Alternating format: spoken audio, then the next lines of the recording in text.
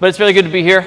Very good to see all of you and meet many of you. And to those who I've known for a long time and have watched our kids come through Margaret Mary, and have been nudging me to put in for this job. It's just special to be here. You have those moments when you can just know a lot of people are praying for you. And so there's been lots of those lately, and I'm grateful. I like to start with our mission statement. That's what's been up there throughout most of the evening. And it's a good statement, and it really needs to ground everything that we do here at this school. And so while you're going to hear some changes that we've got planned for this year, some new things, it's all should honor that mission statement. And when we meet with the faculty, we'll start here. Our office, leadership team will start here and make sure that everything we do is true to this statement. Let's see. Turned it off. There we go. So before I get rolling, just some changes and edits because we had some things that weren't perfect on some of the previous letters. This was asked earlier, but kindergarten starts August 14th and 15th. So that's separate days, half the kids on the 14th, half on the 15th, just like pre-K.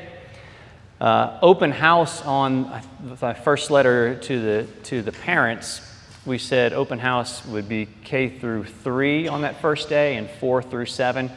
We're moving fourth grade to that first night, because fourth grade doesn't change classes the way the older classes do, so they'll fit the schedule better with the younger grades. And so 5th through 7th will still be on that Thursday, the 24th. A couple things not shared before, but on August 6th, that's the Sunday after the Sunday before most of our kids start, we have a special mass at 10:15. That is kind of the children's mass in our parish, and so there's always a lot of young ones. We have a youth choir at 10:15 a.m. mass, and that's a special mass that day. We're going to do a blessing of the backpacks. Thank you, love. Let's try this. Get a little higher. Better? All right. If I have to hold it, I will. Also that evening, everyone's invited. We're just going to do a special evening of prayer for our staff, our students, and our school. It's not, the students won't be there, but just praying for the year ahead. So after 5 p.m. Mass on Sunday the 6th, we'll come into the Evangelization Center. We'll have some prayers. Thomas Schneider and my wife will be leading some music as well. And then before we're done, we'll walk the campus and just say some prayers over the different areas of our campus, the buildings, the playground, etc. Just to just invoke all the graces and mercies we can before we start this school year.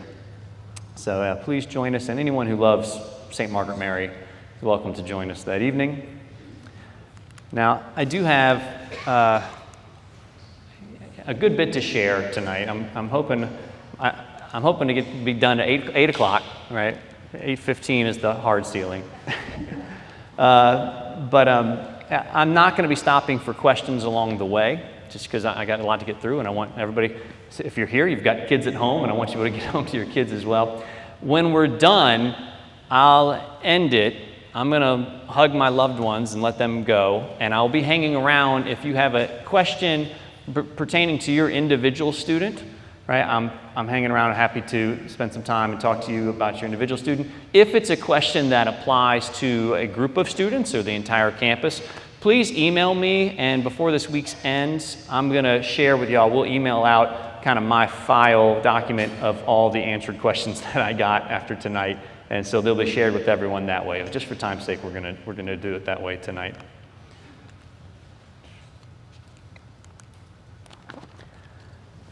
So let me start with some gratitude.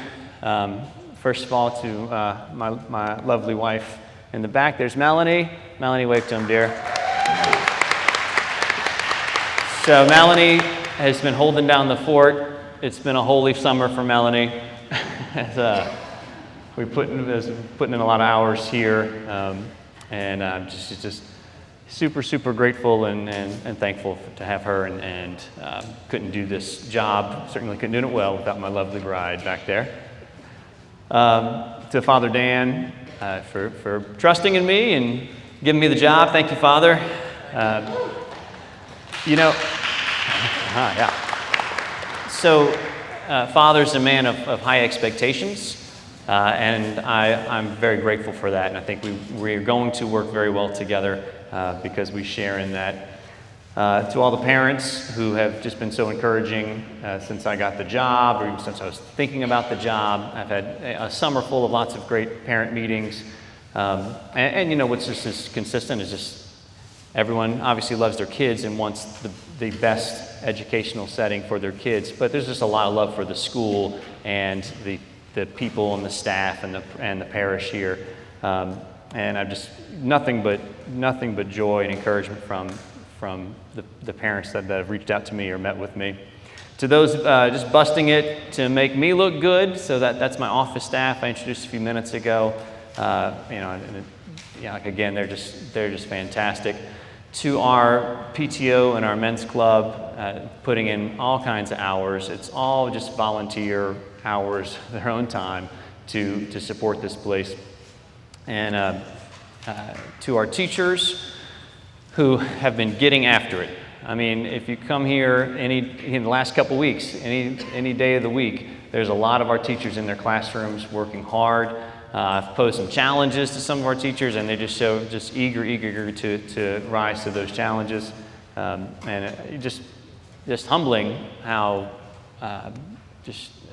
much they desire to give you guys everything you want out of a school setting for your kid. We have a couple maintenance guys. They're not here tonight, but man, they're sweating it every day and just bouncing around from job to job and need to need, and anything that we ask them to do, I'm just grateful for them too. To my parents. So, a lot of y'all shared that picture when I put it on Facebook, and I never thought like my most shared thing I ever put online is this goofy picture from my kindergarten year here. That's right. But if those of you don't know me, I'm not the only one. I'm the 10th of 12 kids. And the oldest 5, the older ones didn't start here in kindergarten, but all 12 of us came through St. Margaret Mary. And I don't know if that's a record, but at me if you got more than that. The sacrifice that took, I don't know the extent of it, but I know this: when I was here, Mom, she would leave the house at like 5:30 before any of us woke up to come work before care. And then at 7 o'clock, she would come home to get us all ready for school, to bring us to school. And then she stayed, and she was a kindergarten or a pre-K aide. She also worked in the office, but she was here all day. When her school babies went to sleep, took their nap, she would go home to put dinner in the crock pot, right, and get that going. She would come back. She worked aftercare till 5 p.m. All of that just how important it was to her that we could get to come to this wonderful Catholic school. And so I just thought fitting that since they're one of their kids is principal now.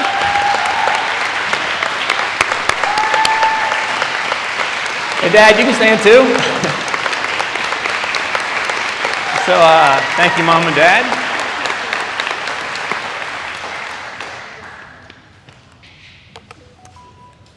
And I know Mom's freezing, so you don't have to stay.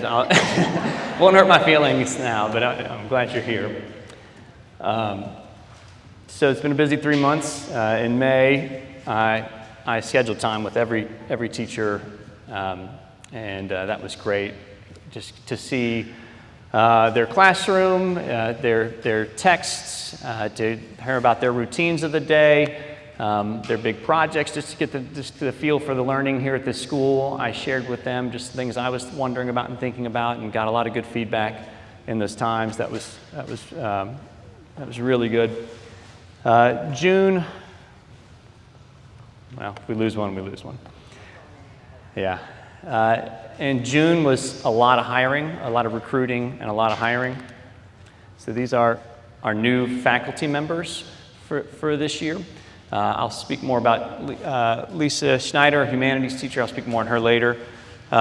Miss Charlotte Watts, she worked for me at Slidell Junior High. Just the most amazing lady. I'm so excited that she's here to be our middle school math teacher, and just excited for your kids to spend time with her every day when they get to middle school. Maria Dunn is a new 4th grade teacher, promising, really big on her. I think that her ceiling is really high. And she's already working with Miss Leah Bacher, our wonderful longtime veteran 4th grade teacher, and they've been planning together most of the summer. 2 new kindergarten teachers, new pre-K teacher, and new Mother's Day Out teacher. Those highlighted names, those are new sections that were not planned when I got the job. I'll speak on enrollment for just a second. When I got the job, I think we were around 320 projected for this year, with a budget built around 350, which is pretty scary.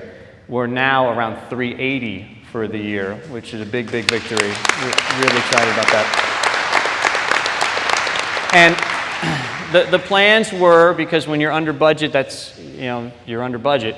And the plans were to have some pretty high numbers in some of these classes, and I'm not having it. It's important to me that we don't have 25, 28 kids. To me, 22 is getting too far from the optimal. I want to start with the optimal and then see how close to that we can get. And it's not about, and look, some of the teachers who are going to have big classes are phenomenal teachers with great classroom management, but it's not about the management to me. It's that the kids own a stake in the learning, and when you have too many kids in the classroom, now there's kids who aren't getting their share in the learning, in the participation, and the contributions. And so for me, as long as I'm here, small class sizes is going to be the selling point of a big selling point of St. Margaret Mary. And we're going to add sections as needed rather than pack them into one classroom. So that's.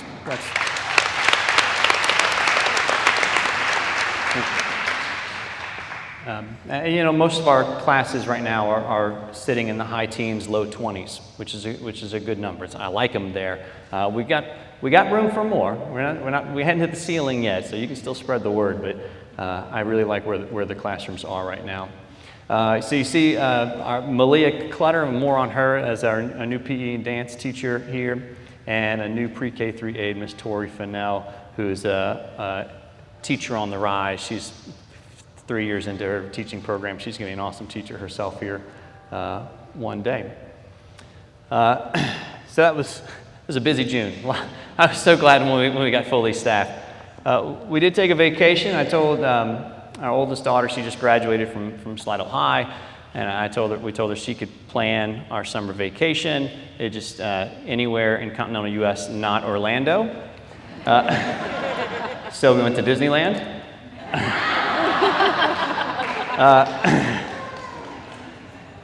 So Melanie's thinking, like, really, Josh, you're putting our vacation pictures? But I'm your kid's principal. It's important that you like me. So, but we didn't just do Disneyland. We did a day or two Disneyland, and then we went to Fresno, which is right by 3 national parks. So that you see in the bottom left there, that's Yosemite National Falls, Sequoia in the middle. That bottom right's one of our favorite pictures. That's our son William. That's not my wife in that bottom right picture. Right? That's the Black Widow at Avengers Campus, and we just love it because that's the only picture where William would not look at the camera. He was just fixed on Black Widow the whole time. And so here's, since we showed pictures, there's my girls. That's Emma and Audrey. Emma is going to be a freshman at Loyola next year, and Audrey will be a 10th grader at Slidell High. And both came through, had some great experiences Here, our son, Emma's at Camp Abbey. She's a counselor. Audrey's in rehearsal at Slidell Little Theater. Our son, William, will be in pre-K 4. If you've seen us at MASH, you understand why he's not here tonight. In July, we wrapped up the hiring. Lots of instructional meetings. I've had lots of great meetings with, especially some of our middle school teachers. Lots of trainings with the Archdiocese. I thought I was leaving a big school system in St. Tammany Parish, 55 public schools. No, there's 77 Catholic schools in the Archdiocese of New Orleans. But it was great to meet lots of those principals and the leaders at the Archdiocese. All that, it leaves me very confident in this. That it's going to be, it's going to be the standard around here. That there's just the soil is really ready for just an exemplary school in this area, and it's not. I'm not looking to test scores to verify that. I'm looking for these two things. I told my teachers. I mean, that's what I want for my kid. And I told my teachers that everything we do around here, that's my lens, is building joy and building maturity in our kids. And I could spend all night talking about those two things. Joy is just this feeling that it's good to be me here with you. And that's what I want everybody when they come to our school, just to feel it's just good to be here with these other people who are here with me. It's good to be learning these things that we're learning today, and I'll speak more on that later. Maturity, how they relate to the world around them, how they relate to the things they can learn, how they're not just math and science, but how they relate to the arts and nature, and just these living ideas, how they relate to Scripture, how they relate to our church, how they relate to and build positive relationships with people who are their age, right? And positive relationships with people who are in proper authority.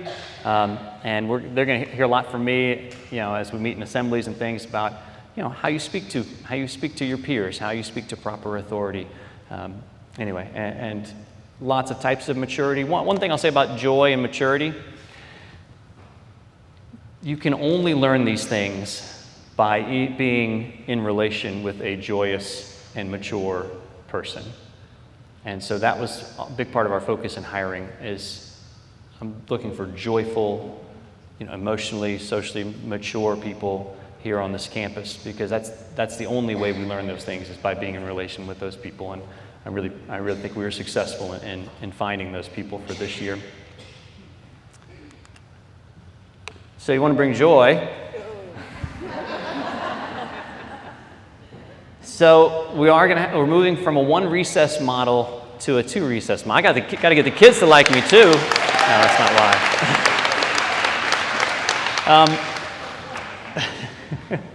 why. In my May meetings with all the teachers, one common theme, and I mean like every room I went into, is like in the afternoon they are done. Right? We got to do math in the morning, we got to do English in the morning, because after lunch we ain't getting anything else out of them. Right?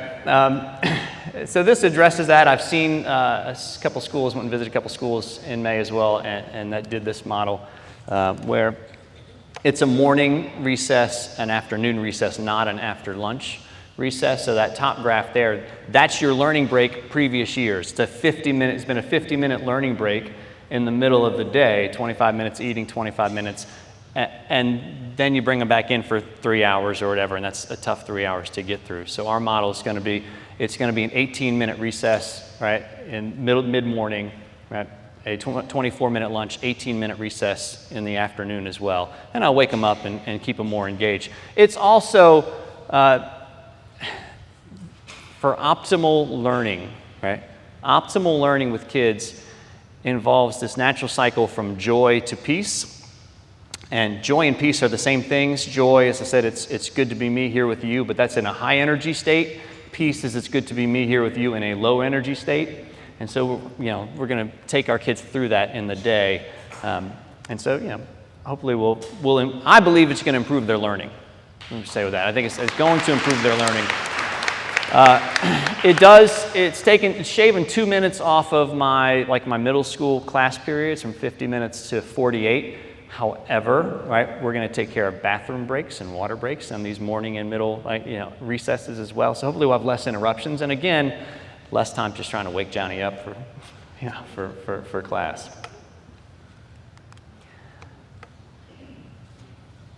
So I want to be intentional about all things, but let's talk about enrichment.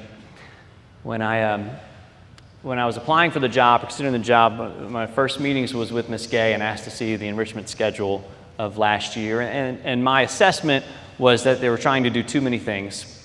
I did not know how they could do the things well when trying to do this many things in their enrichment hour. If you're not sure what I'm referring to, this is their teacher's planning period where they leave their class, go to a different teacher for 50 minutes.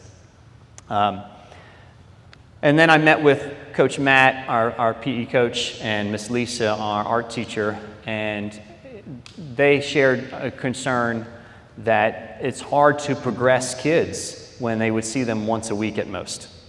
It's hard to grow the kids, hard to build a big, strong lessons and really dive into ideas, because every week you see them, you got to remind them what we've been doing. You get it. So we're going to be intentional about it. Here's what we're doing. Every kid, except for maybe some 7th graders, some 6th graders, are going to have art 2 days a week with Miss Lisa. Now, I'm big into visual arts, I'm big into all arts, but just the amount let's talk about maturity. Studying art and spending time with art will mature your kid. Talk about steadying the hand, steadying the eye, looking closely, which translates to science class as well. So it's just important to me that our kids get time. And Lisa is phenomenal. Right? Gets that time. And I'll come back to that. Every kid's going to have 2 days of PE, right? One with Coach Matt, and that's focusing on athletics, specific motions and strengthening that applies to different sports. And one with Miss Clutter, right, who's our new hire. So I advertised the dance position, right? I knew that I was going to get a lot of awesome candidates for dance because there's a lot of great dance teachers who don't get to teach dance in the daytime. And I did.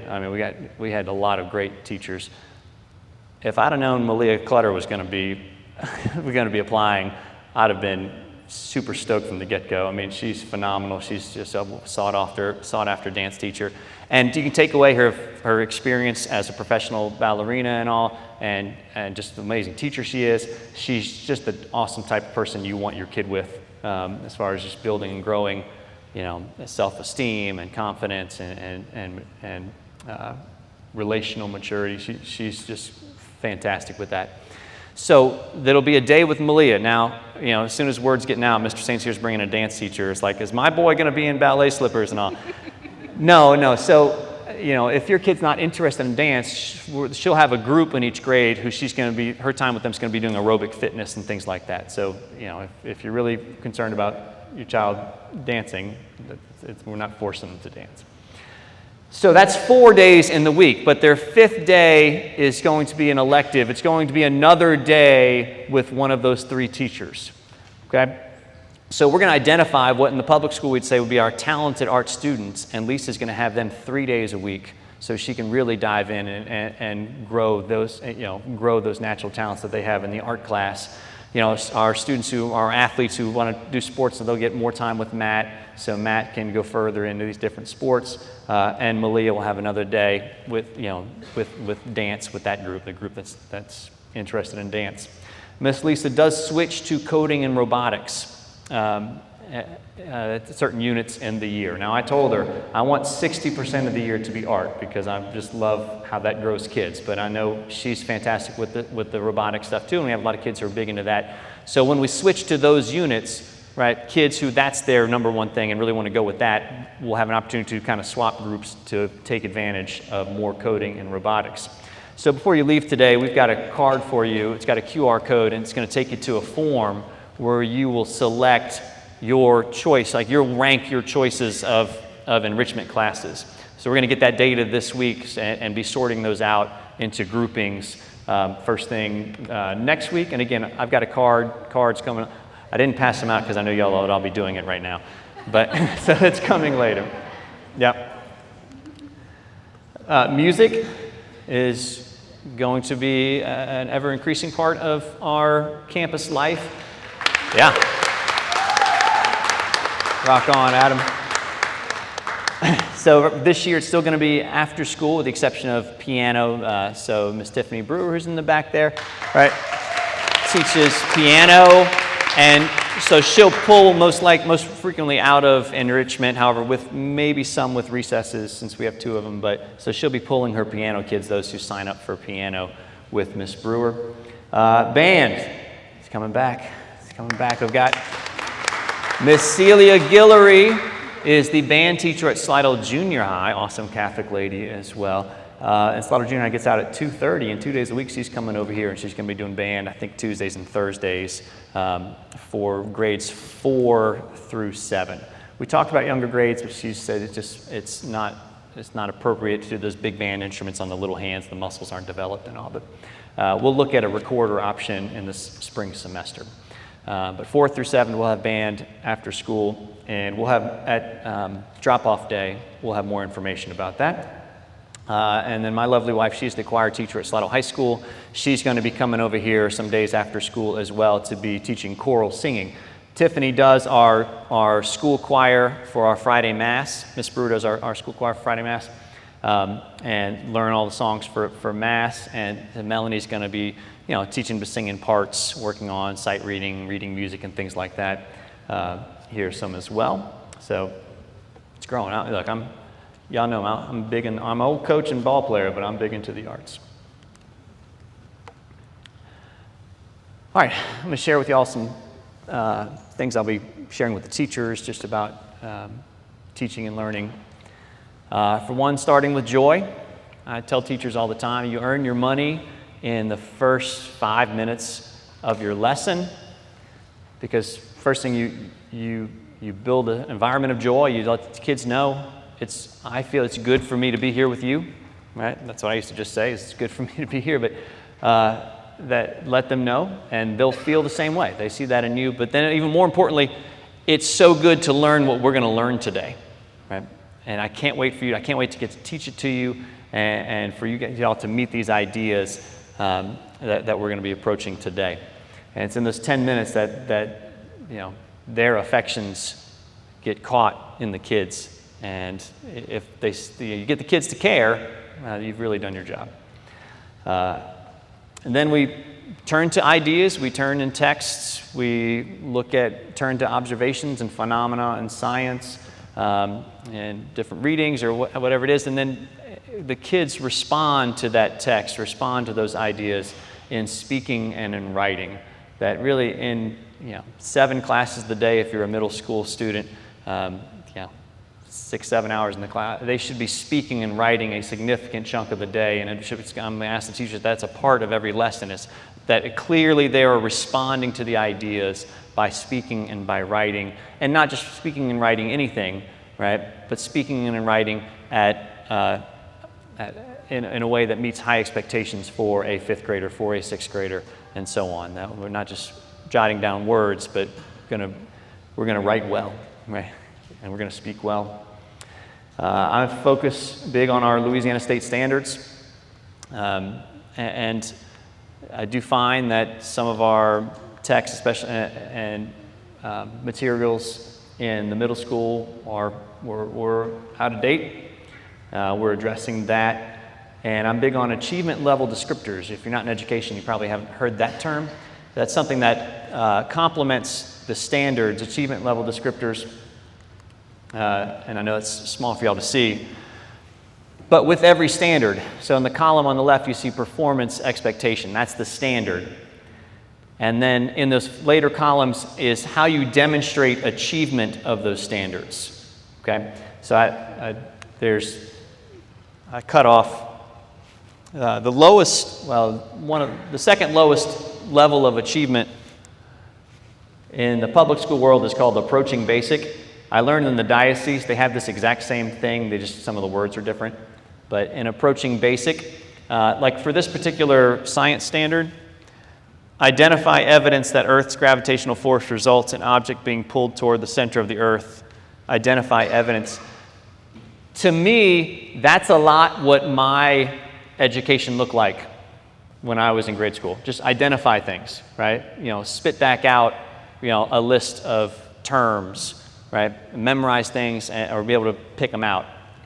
There wasn't much more beyond that asked of that, and that's not how teaching and learning is now. More is asked of our kids than was asked of us when we were students. So these higher levels, when it says advanced there, you see construct an argument about the relationship between the direction of gravitational force and the force exerted by Earth. All right, a mastery, which is one beneath advanced, but it says support an argument, describe. So it's higher levels of response, okay, to the knowledge and to the concepts. They have to respond, and everything but math, it's responding to a text, responding to an article, responding to a lab report, right? Responding to tables and charts in a written or spoken way, by having a clear, educated, response, a clear, educated argument. And how do I give evidence for that? It's not just what I think, but this is my conclusion. And it always involves a lot of writing. So when you're teaching to the standards and you're looking at these achievement level descriptors, that's guiding your lesson, and that's going to foster a lot of writing and a lot of speaking in the class. So I'm asking all my teachers to know your achievement level descriptors, right? To post them, when appropriate, post them on the wall, share them with the kids, and say, this is how I demonstrate, right, that I've mastered this standard. Okay. And with that, this is something that's going to be, take some time, but grading for achievement. Grading shouldn't look like it did when we were kids. You just count how many you got wrong, right? And then you do the math, put the fraction up there, and give that the grade. Grading for achievement means, like on a task, we have certain questions and certain tasks that represent, if you can do this, you've represented a basic achievement, right? Or a basic level of understanding. If you can do these next level of questions, that's a mastery. If you can do these, it's an advance. So it's not like counting, it's which level did I get to, right? And now how do our grades reflect that? An A, right, in our middle schools, an A should reflect like an advanced or a high mastery of a standard. A B should reflect a low mastery of a standard, and so forth, okay? So that's something I'll be working with the teachers throughout all this year. That's going to be a big shift. And I'll be communicating with y'all, like in our newsletters and things, like what we're doing to get there. Just something else that applies to all grades is we're going to be intentional about cultivating life-giving habits. Habits become virtues. We can call them virtues as well, but just the habits of proper respect to proper authority, the habit of finishing tasks that we start, the habits of controlling our bodies and controlling our hands and being in control of these things. Just again, this is the maturity. And a lot of the things, kids will grow in these things naturally, but they won't grow at the same rate as when a teacher in a school is intentional about these virtues and these habits. So you'll hear a lot about habits and virtues from us this year. I'm a technology when needed guy. I told some teachers, if you never use a Chromebook in your class, that's okay with me. I think all of us, if we put or whatever our quota is for the appropriate amount of hours a kid should be looking at a screen, well, most of our kids are going to hit that quota probably between 3:30 and the evening time or whatever. They don't need our help with adding with the screen time, and so I do want to minimize screen time. I want them doing things here that they don't do on their own and they don't do at home.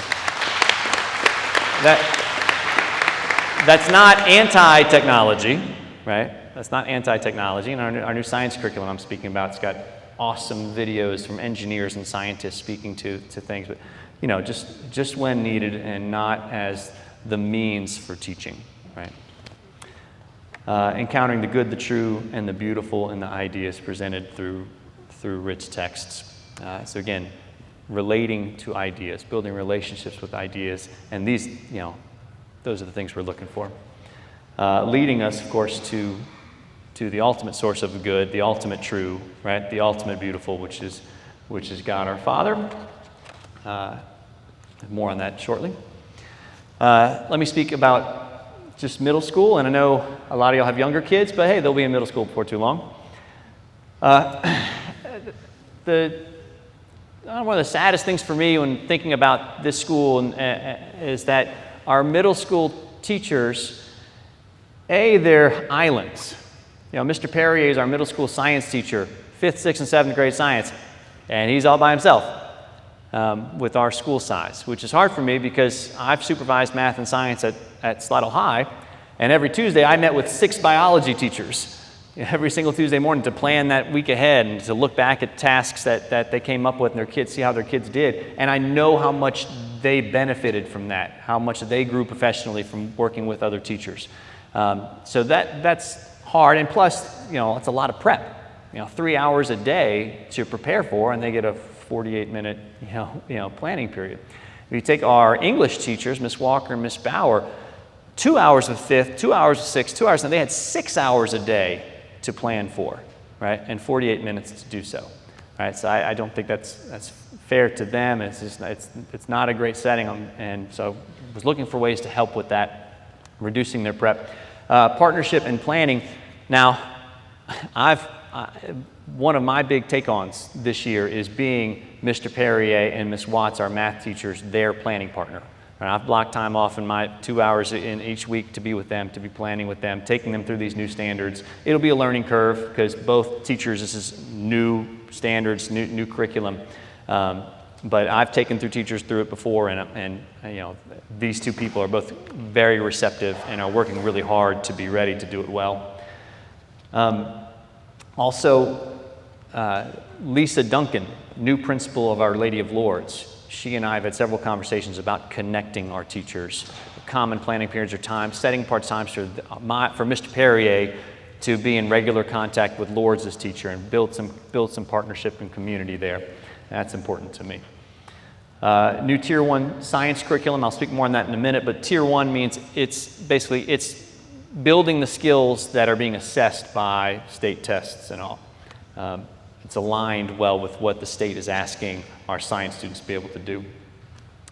We will have assigned testing days in middle school. I don't know that's going to be these days. I'm going to give some time for my teachers to give me feedback on this. But in other words, social studies, if their day is Tuesday, will only test on Tuesdays. Does that make sense? Science on Wednesdays, etc., math on Thursdays, ELA on Friday. They don't necessarily have to test every week, but that will be their testing day. I've done this at previous schools I've been in, and it's been very helpful to the parents and to the kids, because if you know Tuesday is social studies day, Monday nights when your kid says, I got nothing to do, you can say, it's Tuesday tomorrow, don't you have a social studies test? And so once that's set, obviously you'll know it, which is to help you with having your kids ready.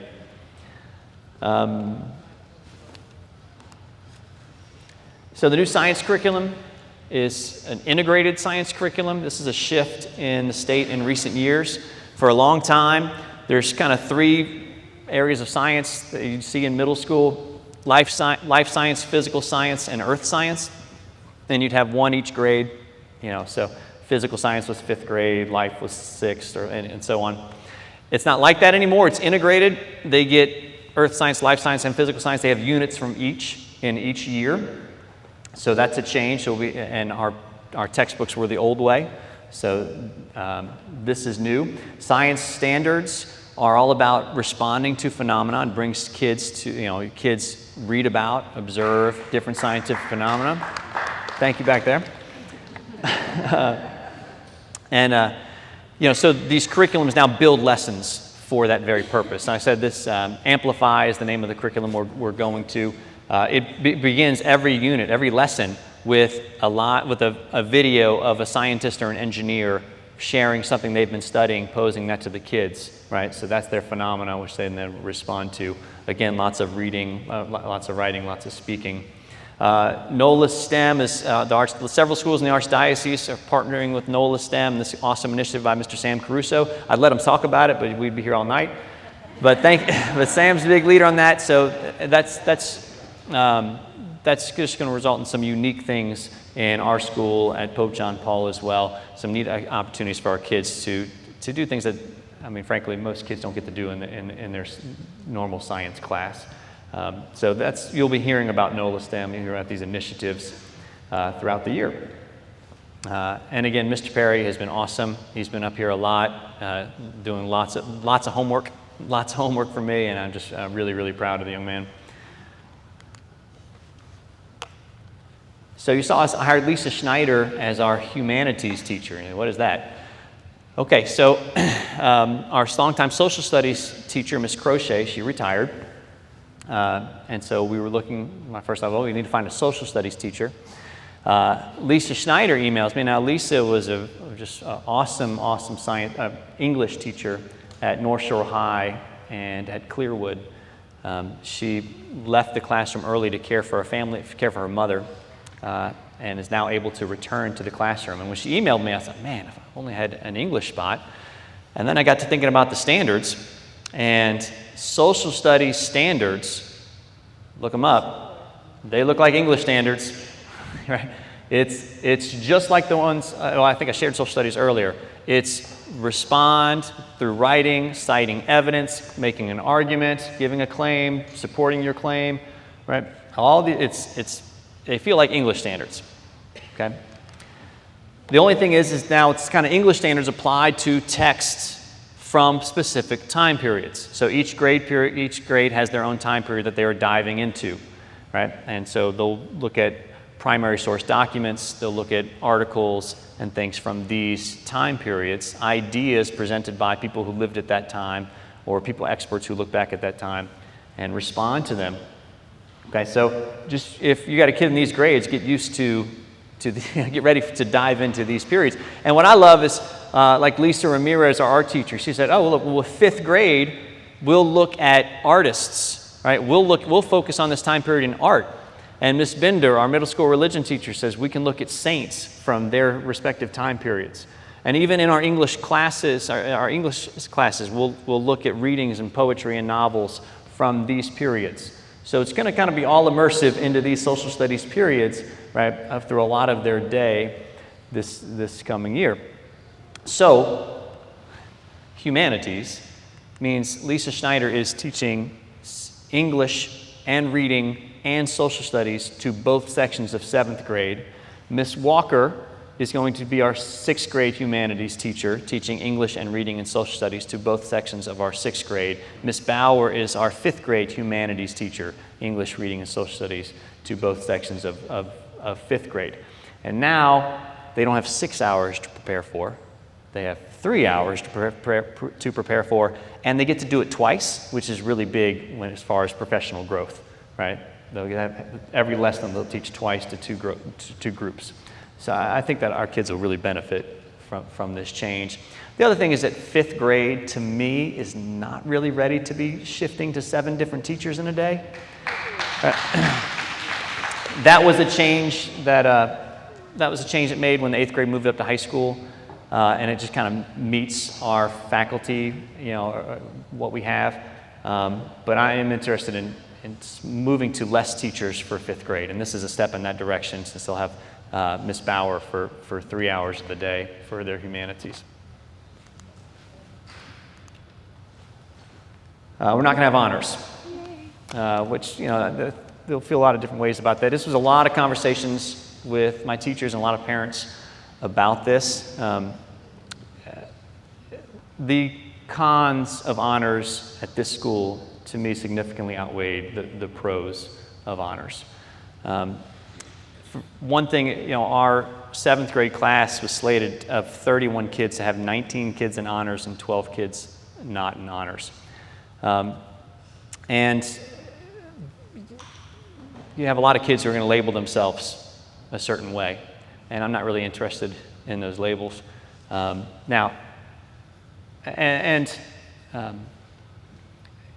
want high expectations for all of our kids, with the proper accommodations, for all those kids. And when now that we have a mix of our naturals and our kids who need more reps, right, in these different subjects, that's a planning struggle a planning challenge for our teachers, but I'm going to be sharing a lot with them on how to approach that.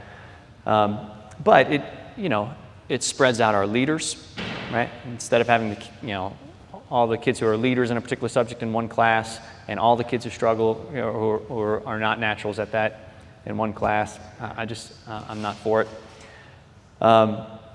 Teachers will be expected to accommodate our naturals, right? And those who need more, like I said, more reps to master the material. And it's how you plan the class. There's ways to prepare a lesson that make sure we don't have this big running away with some kids running away from others. That keeps us together and still provides proper challenge and growth for those who are ready to really take off with the subject area. Want to be intentional about setting our affections at this school. I think that's one of the primary jobs of a school leader. What are the affections of St. Margaret Mary? If you walk around our campus, if you walk through the buildings, what are the affections here? And so as a teacher, the teacher sets the affections in their classroom. Okay? I talk about those first 5 minutes, sharing your affection for that. But that's a school-wide thing. I want to be intentional about it. William, my 4-year-old, he is affectionate about Spider-Man. But it's because, he's got an older cousin who is affectionate about Spider-Man, and frankly, he's got a dad who's a little affectionate about Spider-Man. Right? But we catch our affections like we catch the flu. And I want our teachers to share affections that they're not going to get just from, being with their peers or watching TV. Certainly for their subject level, or for their content area, right? Certainly for, other areas of beauty and of truth, right? And of goodness that they may not be exposed to outside of school.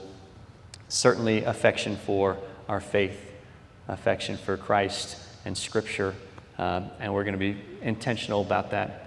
Affection about the Mass. I want to share a story. Of our new teachers, a couple of them are not Catholic, but they have beautiful faith, beautiful faith lives. I'm excited for your kids to see how much they love Jesus and the way they carry themselves.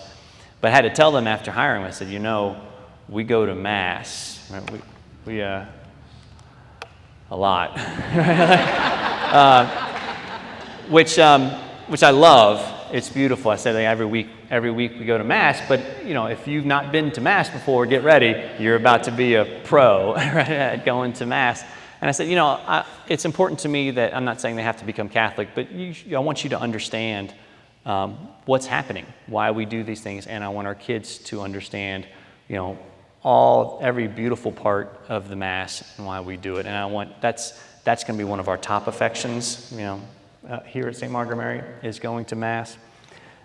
It's funny, after I first shared that with the new hire, I was telling that I'm a big Bishop Robert Barron fan, and he has this beautiful series on the Mass. It's like 6 parts, 20 minutes each or so, where he just goes through the intentionality of every part, every action of the priest, right, of the people in the pews, and how every part of it is essential to this beautiful act of worship that the Mass is. Sitting in Mass week after week and you're growing up in it, you can go through the motions and you can take for granted some parts and that you don't think are vital. No, every single part is vital to what's happening. It's all very intentional. And it just so happened that that same week, Bishop Barron announced that his Mass series was going to be free online now. You used to have to be a member. Anyway, and so I shared that link. I sent that to my teacher. I said, I'd like y'all to watch this series so you know what's going on in the Mass. And then I thought, well, why am I stopping there? So I shared it with my teachers. And then I said, well, why am I stopping there? Let me just share it with everybody. So on the same card with the QR sheet with a QR code for the electives, right, for enrichment, there's also a QR code for the Mass series. If you haven't seen it, watch it so you can, enforce that at home with the kids as well. You don't have to watch it, you can listen to it. It's just kind of him in a nice church talking. So play it in the car on the way home, that first episode, but it's beautiful. Oh, good, I'm doing good. Almost done. That's my theme for the year. You like my theme? I like my theme. So there's a lot to this. I mean, it's part of it is, hey, don't procrastinate. You know, on its simplest level, get after it, get it done. You got something to do. But also, if there's an opportunity to help, if there's an opportunity to show love, to show mercy, to be Christ, take the initiative and do it. I have a brother who's a pastor of a large interdenominational church, and he's a great sermonist. And one thing that he likes to say, I hear him say a lot, is love takes the initiative. And that's always been a very convicting line to me. Like, so, if Mel and I ever have a disagreement about something, when there's a disagreement and you want space and you want separation because you're upset or whatever, like in my head it's like, love takes the initiative. Love takes the initiative, and to step back towards her. That's what I want our kids to feel. That I want our kids to be convicted that as Chargers, we don't wait for someone else to make the first step. That's our faith, right? We are a primacy of grace faith. Okay, we love because we were first loved, right? God comes to us, right? That's our faith, and so that's the time. What we're really saying is, Chargers love is Jesus love. And so that's the message. That's the big part of throughout the year, is that Jesus takes the step towards us. God loved the world that he sent his son, right? All right. The Father takes the initiative. We're not a faith that you have to climb the holy mountain and then reach then reach favor with God. That he takes the initiative to us. That's who we need to be in this world. And I think that's it. So.